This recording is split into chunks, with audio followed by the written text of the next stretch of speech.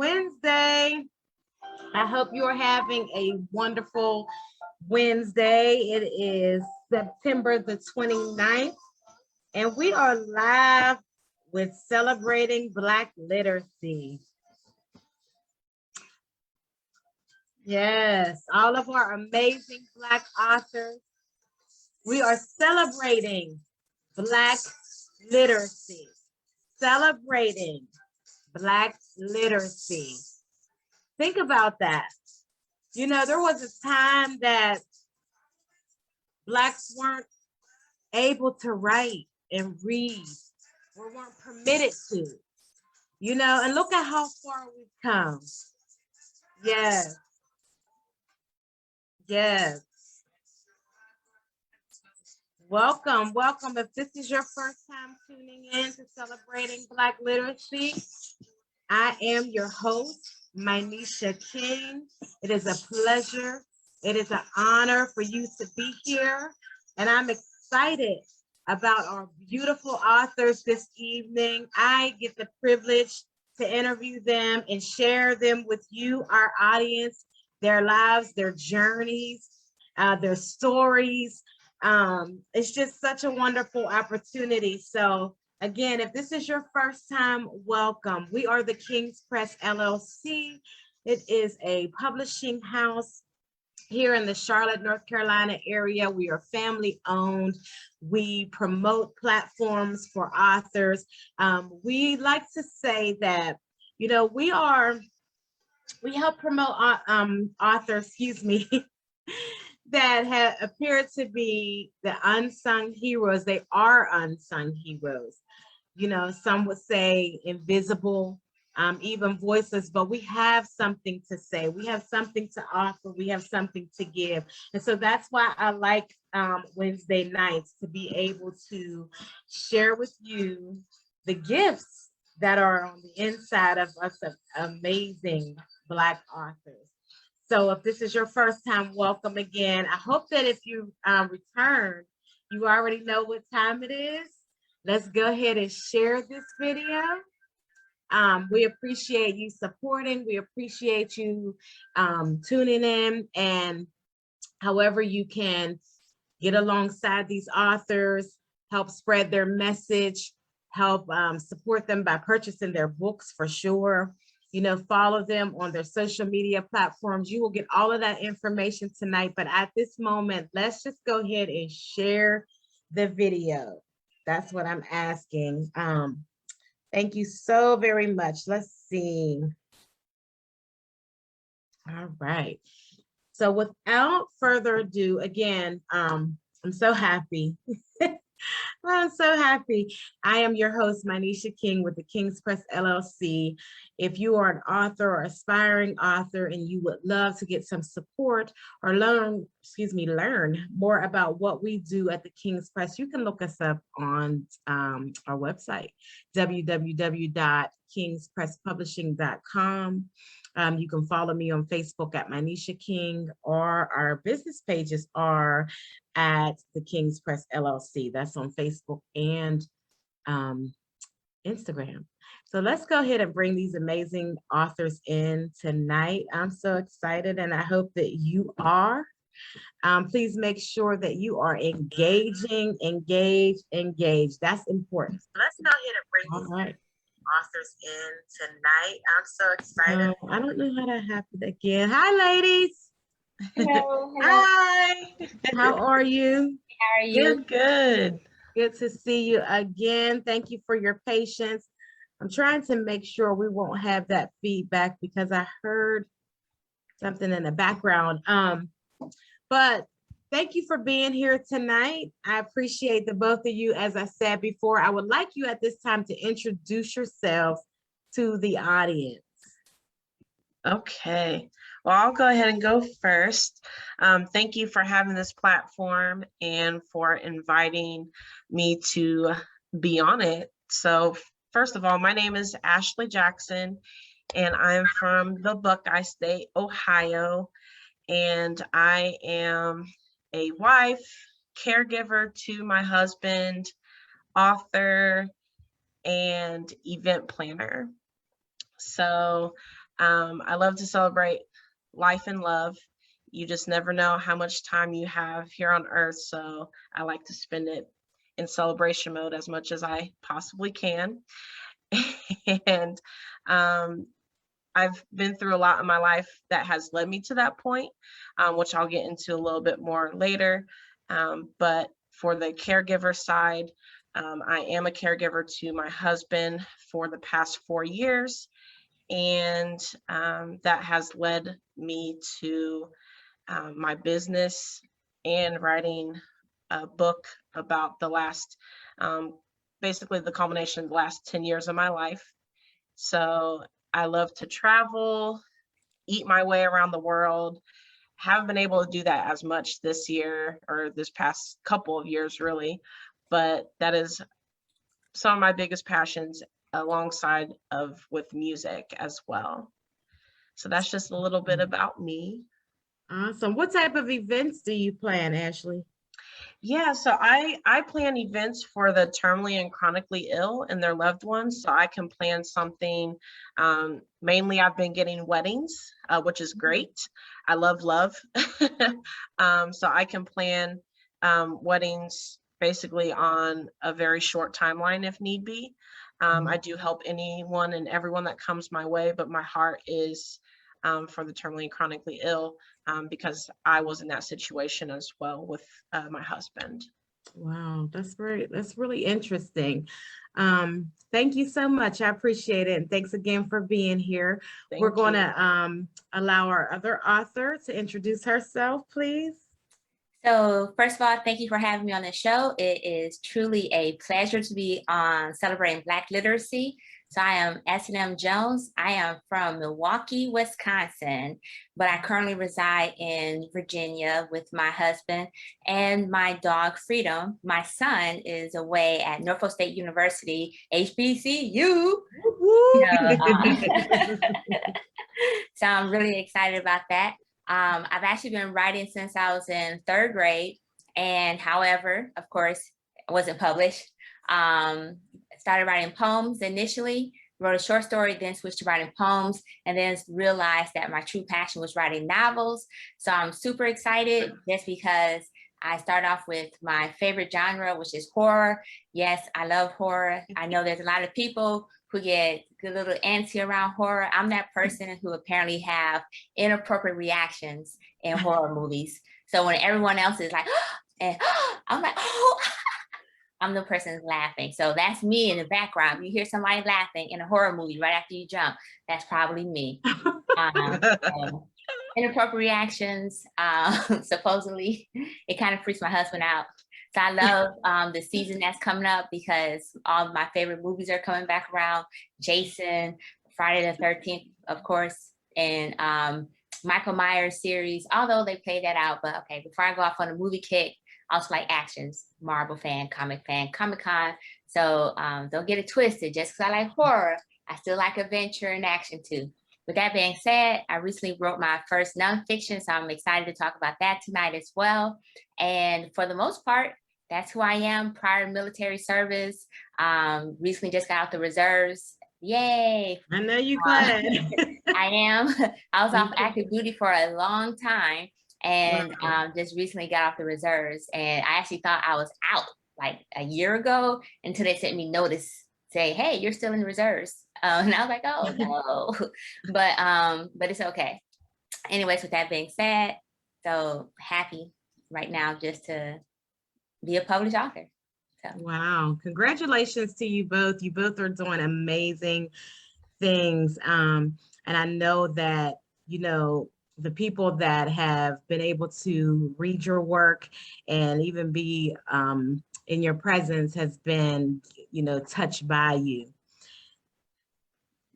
So, yes, so let's get into talking about these fabulous stories. You know, I'm excited. I was excited when I read both of your registrations and just learning about what you do in the books that you have written, and they're different, very different. But let's go ahead and let's talk, Ashley, about yours first. Okay, thank you. I totally forgot because I was just so excited, but I did want to add what Black literacy means to me. It wasn't until I was writing and published my book that I realized how little, but yet there's actually so many Black authors that I just wasn't aware of until I delved into this arena. But I think there can be more. There definitely can be more. So I think that's the important part of a big reason why I do a big push on social media, sharing my story, why I wrote my story, telling other people that they can write, especially other Black men and women, because our voices need to be heard and felt. Yeah. So thank you for your platform.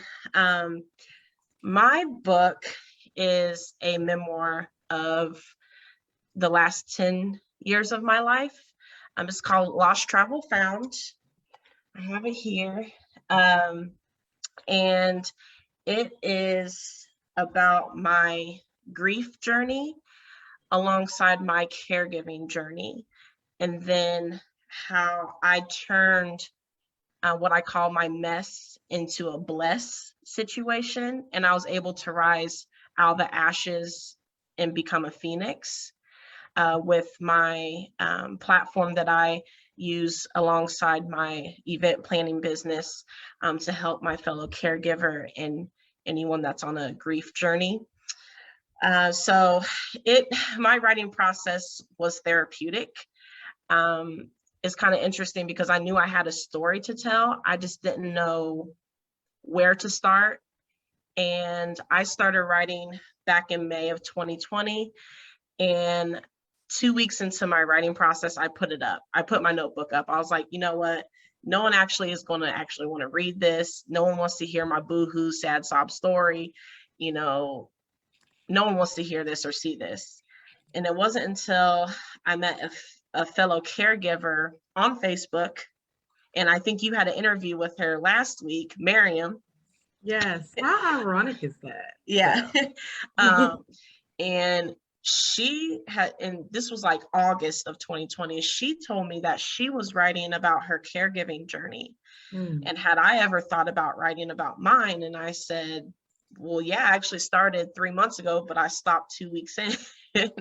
And she encouraged me to pick my pen back up because our stories, especially family caregiver stories, just aren't told a lot.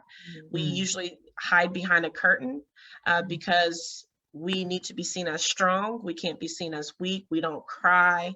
That's what we tell ourselves because we're taking care of someone who is sick, whether that's mentally, physically, whatever.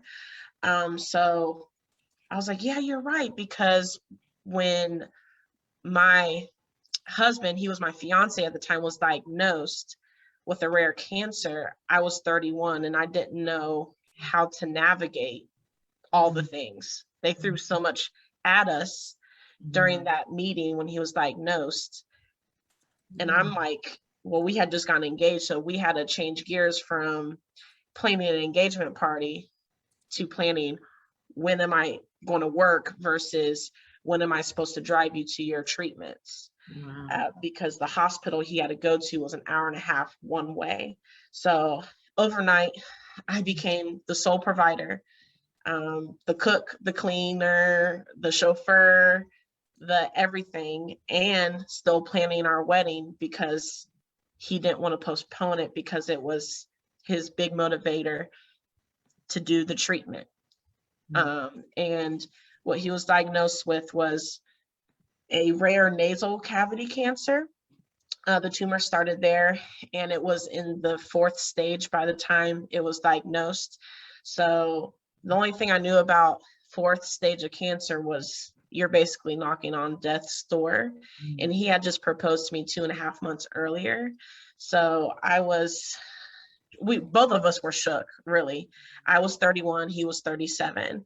And that's just like not something we were thinking of. It wasn't on our radar. We were trying to pick our colors for our wedding, plan our engagement party, like I said. So we immediately had changed gears. I didn't know how to navigate these feelings and emotions I was having. I had burnt out previously, but that was more with grief of losing my father suddenly 10 years ago now. And I kind of carried those emotions of that loss into this caregiving journey that I was finding myself on all of a sudden again. So it was just really, it was very gut wrenching. And for anybody that's listening or that will listen that are caregivers, especially family caregivers who we are not paid, we just do this out of love and our and whatever kind of power we can muster. Just hear me and know that you are heard, and I feel you. I know it's hard. I had burnt out during my caregiving journey, and I explore all of those feelings in my book, Lost Travel Found. And it wasn't pretty. And I know a lot of people can relate to that. So I wrote down, descriptive, like how my burnout manifested itself. What did it look like? Now, retrospectively, what could I have done differently to avoid that burnout? You know, I put myself on a plate, but I kept shoving myself further and further to the edge of that plate because all of me was wrapped up in him and his care. So there was less and less of me. And when I fell off the edge of that plate, that's kind of when I figured, or rather, someone told me, maybe you might need some help. I didn't want to ask for help. I didn't know. I didn't think I should ask for help because I thought that would make me look weak. And I didn't want that. I wanted him to know that I could handle this and I was strong for him because he physically was not strong. So, just all these feelings are in this book, from, carrying the grief still from losing my dad suddenly, unexpectedly, rolling that into an unexpected caregiving situation with the love of my life, kind of navigating those feelings of planning a wedding with and for someone that I wasn't sure if we were going to actually be able to get married, then to getting married, still receiving up and down roller coaster news because cancer just does that. We don't know why. Doctors don't know why. Cancer kind of likes to come out and play sometimes, and we don't want it to, but that's just how it is. Just kind of navigating those feelings and emotions, and then coming to find myself through my pain.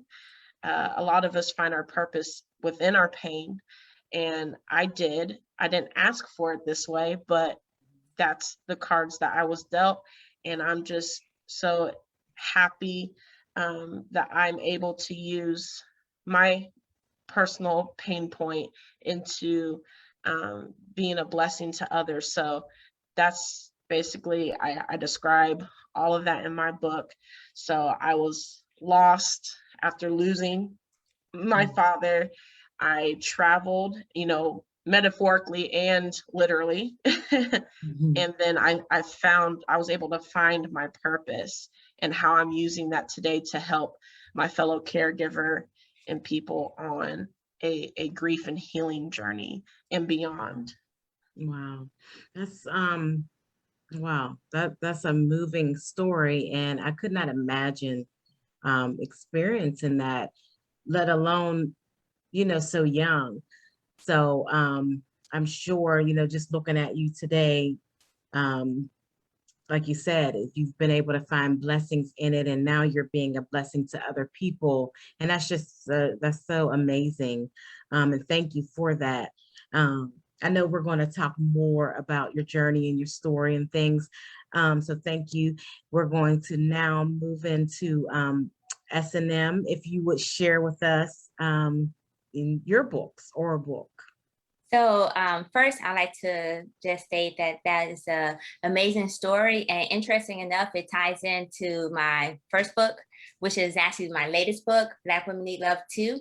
And basically, this book is a historical perspective of like the stereotypes that we face as Black women and how we've internalized those stereotypes to the detriment of not only ourselves, but our community. So when you talk about being that strong Black woman, that's actually a stereotype and a narrative that was placed on us because of, we'll just call it circumstances and times and programming.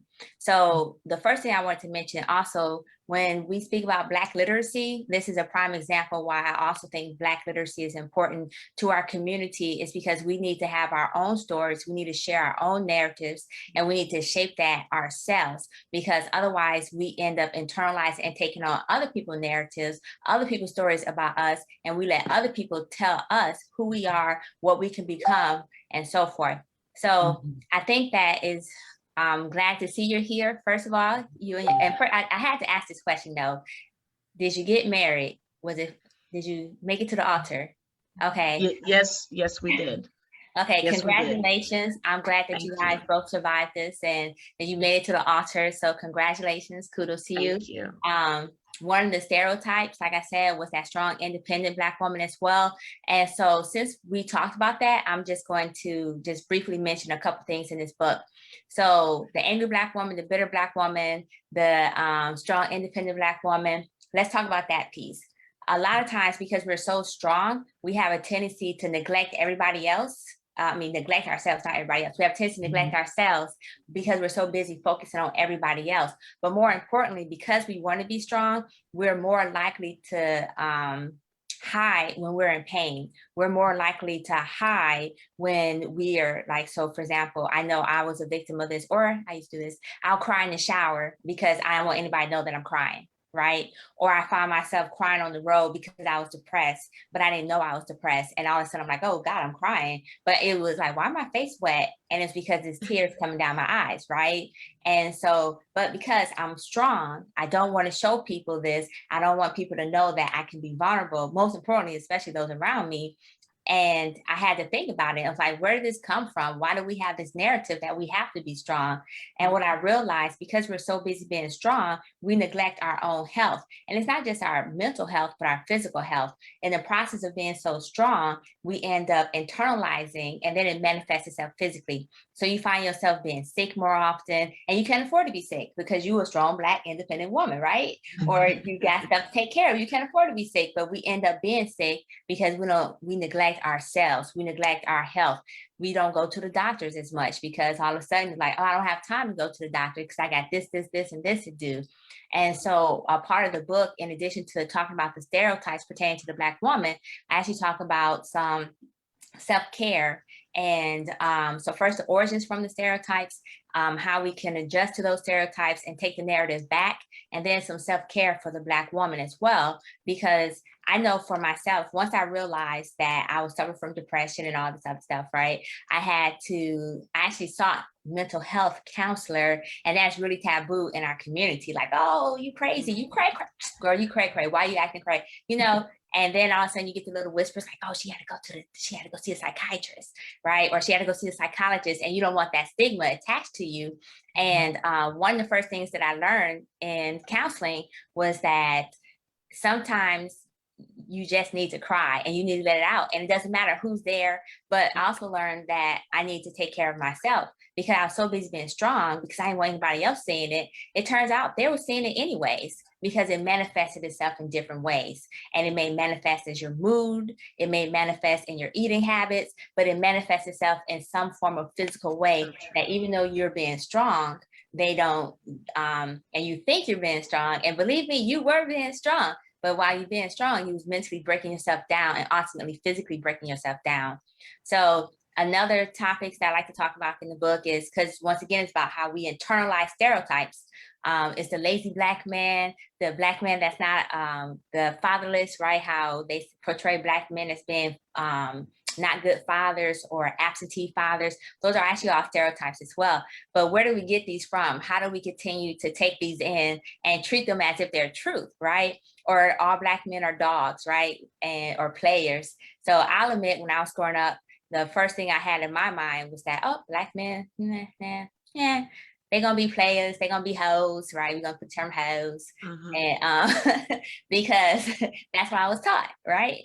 And it doesn't necessarily, it's not necessarily true, but because I internalized that stereotype, there's a possibility that I can sabotage my relationship as well, because I'm looking for him to cheat, or I'm looking for him to look at the next woman where I'm like, oh snap, what you looking at?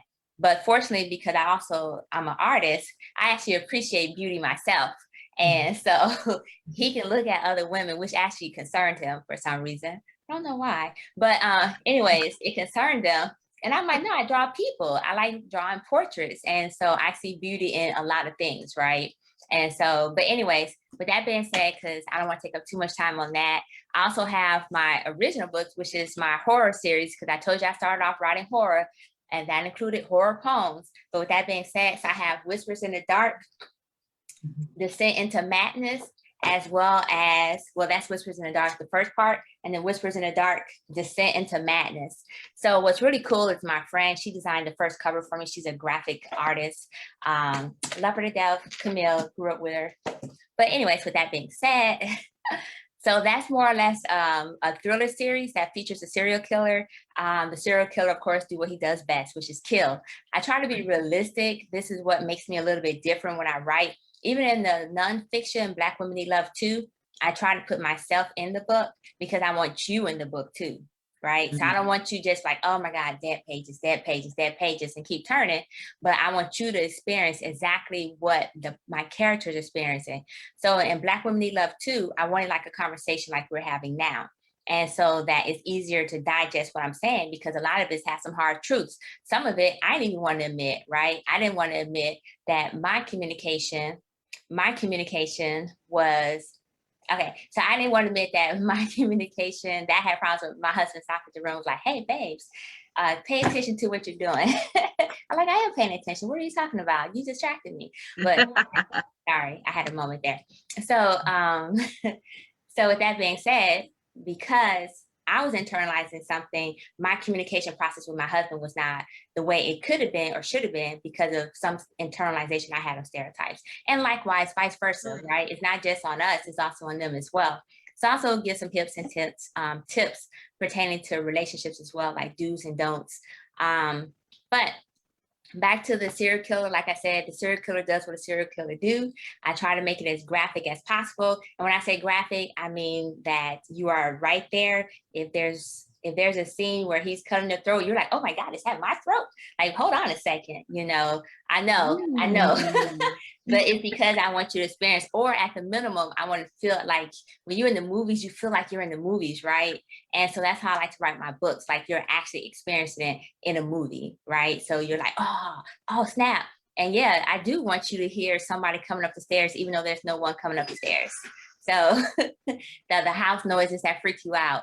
But so yeah, so sorry, my dog is in the sound effects. Oh, I thought there were like sound effects. I know, I thought she was really putting it on. I was like, this is a whole production. So my husband closed the door. I guess I was talking too loud. It was like right on time. It was right on cue. I'm like, oh, so somebody's behind the scenes working this thing out for her. Y'all really getting set for this movie. No, my dog wanted out the room because his name is Freedom, because he hates being closed in anywhere. So he earned his name Freedom. All right. Oh, wow. Cool. So you have a lot. So very interesting. Two different spectrums. You're talking about horror and killing, assassinating, and then we need love.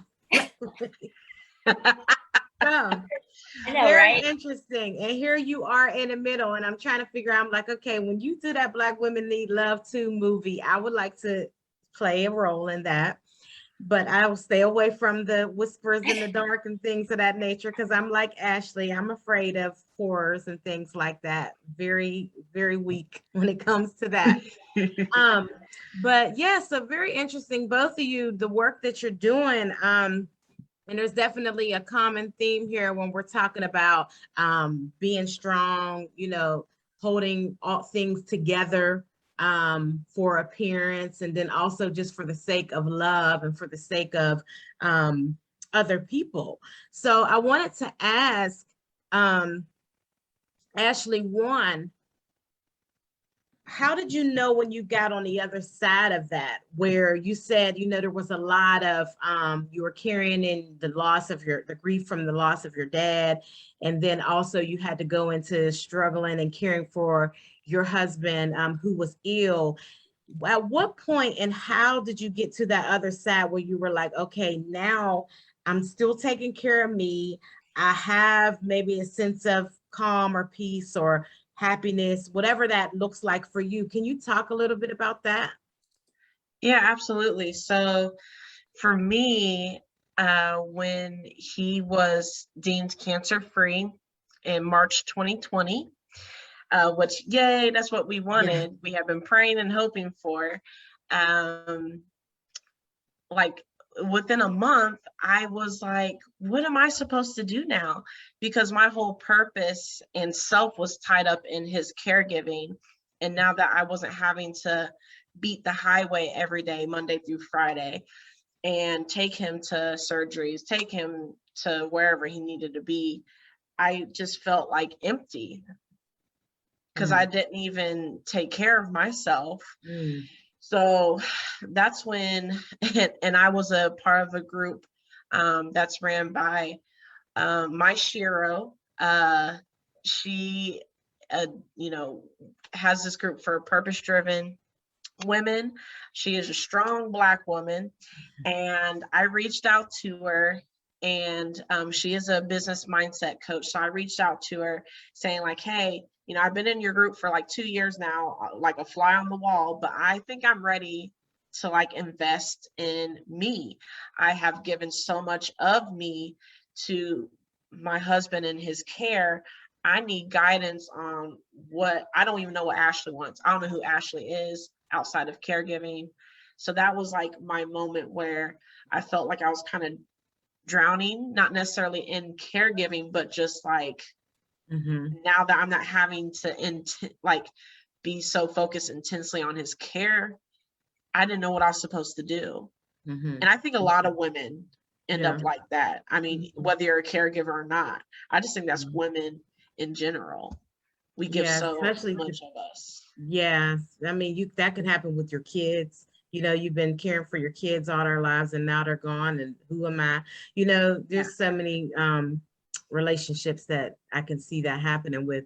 But that makes sense that, you realized once he was you were able to celebrate his success and him now being healthy or cancer free, that now what is it that I want? What is it that I like? And then getting some help and support in that. So I'm glad you were strong enough to know that you needed that and do that. Yeah. Um, I wanted to ask you, S&M, do you like the term, or I know you said the stereotypes, do you like the term or phrase strong Black woman? Would you prefer something else? So I will be honest and say that I prefer not to use the term strong because I think that contributes the to the way we're treated, right? Okay. Mhm. So for example, have you ever noticed like if you're at the airport and you're putting up luggage, right? And it's just you putting the luggage up, then Mhm. you're less likely to get assistance with someone helping you put your luggage up, or but you can see somebody else of a different race perhaps who's getting their luggage, and all of a sudden like the flight attendant rushed to help them put their luggage up, and you're like, wait, you clearly saw me struggling. You saw the jelly wiggling a little bit, you saw me struggling, but yet you just what, and so I think that's because we're so busy being told that we're strong. Just like, and plus, when you think about some of the gynecological treatments that we have today, was because they thought Black women can endure a high amount of pain. And so they Mhm. experimented on a lot of Black women to give us the services that we have today, because they kept saying, oh, they're strong, they can handle it. That's why Black women are more likely to die from childbirth or any, to be honest, when they go into the hospital from surgery or anything, because they're less likely to not only believe our complaints, but basically less likely to listen to us, because at the end of the day, psychologically, they've already been programmed to believe that we're strong, to believe that we have a higher level and tolerance for pain. And we in turn do the same thing. So Wow. I don't necessarily like the term strong. I believe that it sets us up to continue to fall back into this repetitive cycle Mhm. where we're automatically viewed one way which then for we also view ourselves that way, and then it goes back around, right? So it's a repetitive cycle. How many times have you heard other people referred to as, oh, she's a strong Asian woman, or she's a strong white woman, right? You don't hear those terms because it's not associated with them. As a matter of fact, well, a lot of times when you, and this is a stereotype too, a lot of times when you think of Asian, you immediately think of their dainty,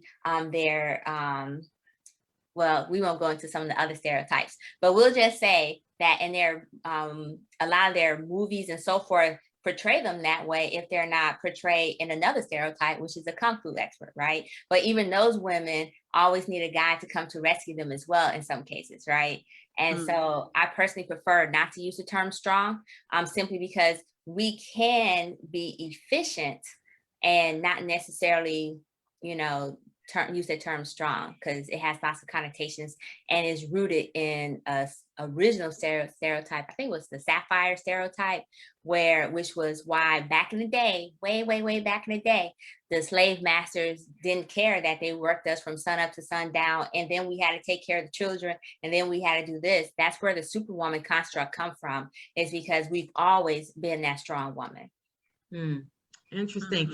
And so do you give some solutions or remedies to, I know you said you provide self-care tips. What would be like maybe your number one tip that you would say we as women need to grab hold of and, utilize? Okay, so that's really hard for me to say. I think the number one tip is the easiest tip, which is communication is key. Okay. A lot of times because we're so busy being that strong one, or because we're angry, considered the angry Black woman or the bitter Black woman or whatever, the gold digging Black woman, which is BS. But anyways, because we're so consider those things, I think if we start communicating our intentions, start communicating not only with our partners, but with you and I, for example, one of the things that I talk about is how Black women internalize stereotypes against other Black women, right? And how, so when you see somebody come in the room, the first thing they do is look you up and down, and you're like, oh, what was that look for? And why is it there? Where did that root come from? Where's it from? Why do we immediately start assessing each other, but in a negative way, almost as if we're looking for you to be derogatory or some shape, way, or form? To also address that. So I think communicating your intent, communication with partners, between people in general, I think is the number one tip I can give. The question is, how do you communicate? Because you think just by me talking to you is a form of communication, but are you receiving the message? And if you're not receiving the message, is it because of my tone? Is it because of my inflection? Is it because of my body language? There's so much things that goes into communication that people don't realize, that I could be saying one thing, but my body language could be saying something completely different. So therefore, you may be somebody who received body language better than you receive verbal. And so you already taking whatever I'm saying as like, oh, get out of here, right? Because you saw my body language like may have been off, or I may have my arms crossed, or I may have a tone that indicated sarcasm. So just learning other people's communication keys is important as well. But yeah, communication. Thanks so much. What about you, Ashley? I know in your book too, it's all about caregiving, and then you're touching on self-care. Would there be a number one tip that you would provide? One of my biggest things, and you see this as a theme throughout my book as well, is music, listening to music. Sometimes, even still to this day, I'll hop in my car. Sometimes I sneak out to my car and listen to music, and like I'll see my husband like looking for me, and I'll like wheel my chair back because there's just sometimes you just need to be by yourself, right? I don't care. It's just sometimes you have to have your own space. But I love listening to music. I have like songs picked out for every like emotion I'm going through, and it's like my go-to. And then with the music, breaking out just in a random dance party, getting those jitters and the anxiety out any way possible. So that's my biggest self-care practice that I use. Okay, thank you. Now, going back to you two as writers, you said you started writing at a very young age, right, S&M? Yes. And Ashley, I know you said you started writing your book in, I think, March of 2020, but when did you start writing, period? Was that when you've just started? Um, to be published last year, but my mom and my grandmother actually dug up a lot of things that I had written like back when I was 12, 13 years old. And I was like, maybe I was like an author in you know, the making, and I didn't know. Like my grandmother found this, and it's almost a little yellow because of how old it is, but and it was called Journeys, and I wrote about my very first trip that I took with my parents and my brother, and I was like 11, 12 at this age, and talking about travel. And it's just interesting how I talk about travel, but I'm published this time. Yeah, And so that's pretty awesome. yeah. That's pretty awesome. So, when you started writing S&M back when you were small, were there messages to your writing, or was it really wild, mysterious? I'm curious. Okay, so my first story in third grade, before I switched to messaging, we'll put it that way, was because I wanted something and my mother told me don't ask for it. And so being the kid that I was, I said, okay, she told me not to ask for it, but she didn't tell me that I can't write a story about another person who asked for it. And so my first story was basically me asking for something because I was a workaround, right? So she said, don't ask. So I wrote it in a story and then let her read the story. And then that was my way of asking without asking because it was in written form. And then from there, it went on to me just writing like some issues that I was may have been going through at various times. Like my first poem that I wrote when I was 12, and it was actually called Stuck. And it was about me being a female child and religion, right? And the church I went to was very, I would just say, had exact expectations of the female children and what we can and cannot do, what we can and cannot wear, or they portrayed it that way. We'll put it that way. And so it's just one of those things where it's like, oh, well, I'm stuck in a prison. Oh wait, I think I still remember it. Okay, so just real quick, it's basically like I'm stuck in a prison in which I did not build. My race and gender leaves me behind. No hope, no future, not a ray of sunshine. What can I do? Or what can I do? That's all I remember for now. So anyways, but for the most part, I just remember it ends with like asking God for, you know, can he help me through the tribulations that I go through? And it also talks about my belief as well, you know, and that was my first poem at 12 when I switched to writing with messaging to normally address what I was going through. But by the time I was 17, it was horror, horror, horror. So Wow, that's pretty interesting. So you've been on a journey with your writing as well. Very interesting. And you said you're an artist too. yes. So I normally do portraits of people. I like sketching people. The last person I sketched was actually my husband. He was slightly embarrassed by the sketch, mostly because while he was fully dressed, I did not sketch him in that manner. So, Okay. All right. Now, Ashley, what else do you do other than writing? What are some of your hobbies or interests?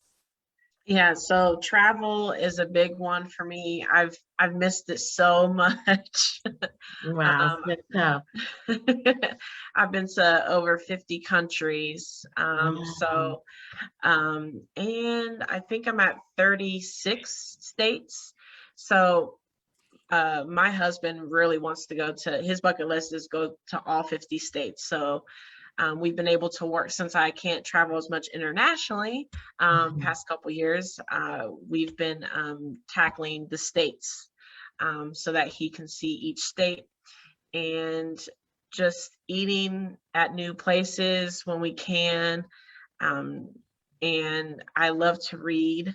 I was so happy when I was able to finally read someone else's book for the first time after having to sit there and stare at my own words over and over and over again through the writing process and the editing and all of that. So I was able to finally pick up someone else's book and read their words, and which I had missed. And you know, I used to run a lot before COVID. So, but I think I'm going to pick it back up for the winter. And yeah, I don't know, something about pounding the pavement gets out a lot of anxiety too. So, Okay, yeah. very interesting. So, what's next for you two? S&M, what do you have coming up? Any projects you're working on? So I'm working on two things. I hope to publish my next nonfiction by December. And I'm also hoping to publish my next series. So I like to write in a series. So I'm working on a prequel to my Whispers in the Dark, which is basically the backstory to the characters. But it tells you how they got to where they are. And because of who I am, once again, I like to be different. So the prequel is actually written, like, for example, the main character is a book of poems. All her storyline is written in poetry form. So you can see how she got to where she was, but it's basically epic poems, right? And then traditional story writing is also including, so I have first person story writing as well as third person story writing. Some people will say, oh, that seems really confusing, but that's just the way the story comes to me. It's like a railroad tracks, multiple railroad tracks that's running at the same time. And so I tend to write the way the story comes to me, and that's their voices, the way they want the story told, right? And so, so the prequel I hope to have out as well by December. Is actually going to be kind of short compared to my normal style, which is about 250 pages. So short for me is like 150 pages, right? And so it's going to be relatively short. Then the fiction, and then publish my next series, Devil's Angels. So we'll see. The series is only going to probably be one book a year. We'll see how that works out. Depends on which, we'll call them voices, which character voice is the loudest. That will come through.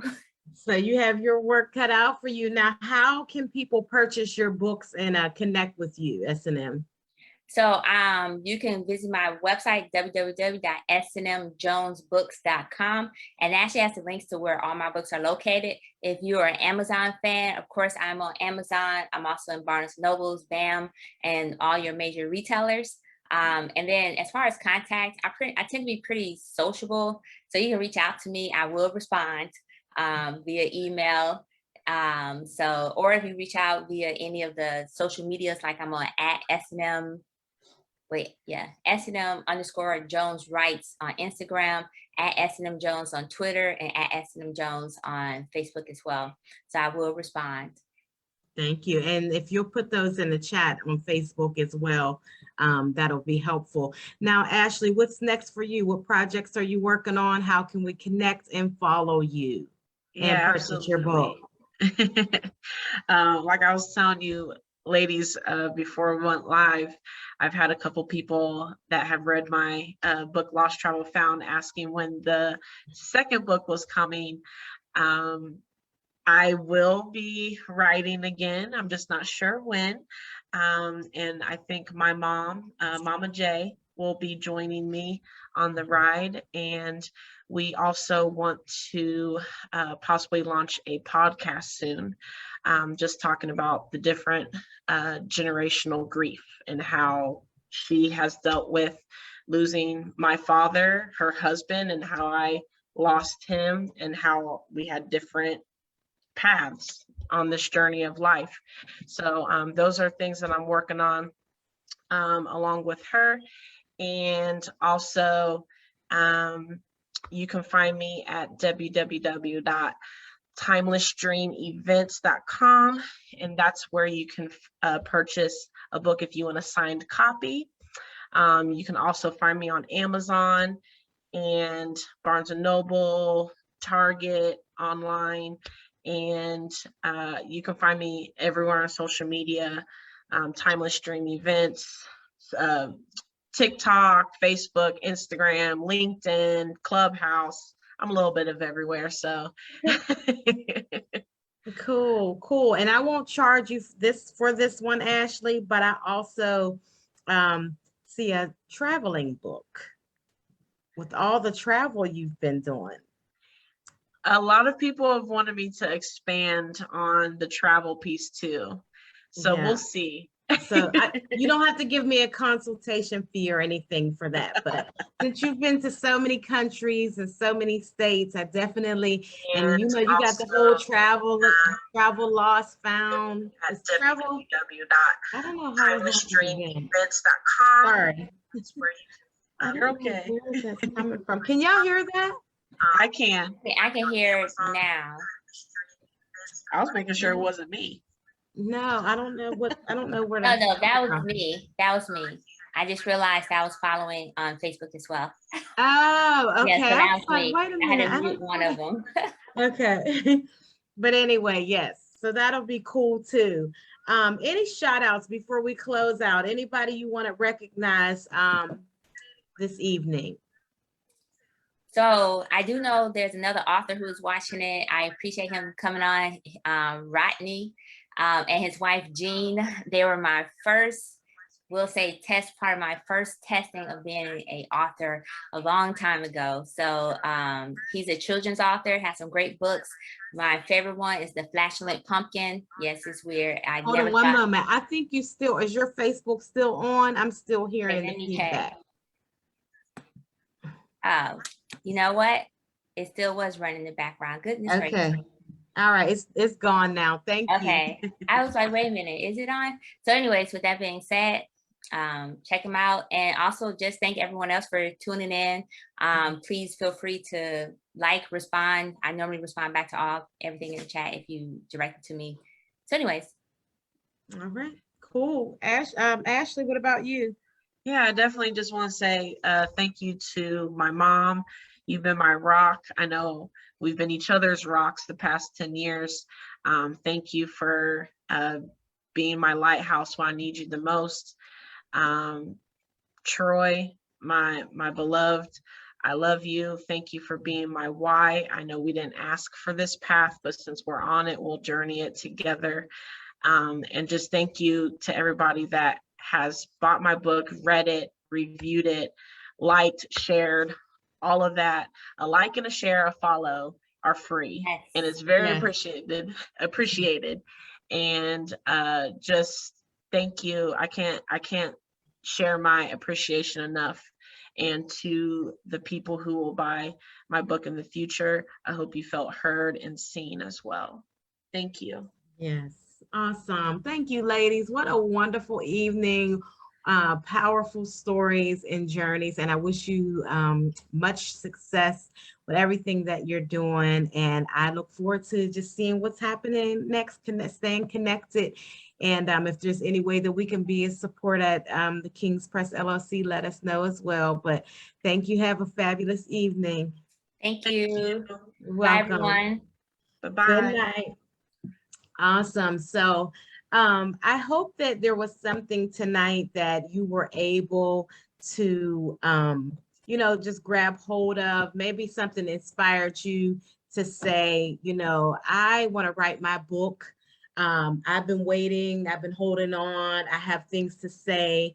That is one of the things we always want to leave you with, try to encourage you to get that story out there, and then maybe it was something that touched you that, you realize you haven't been taking good care of yourself, or you've been putting others before you.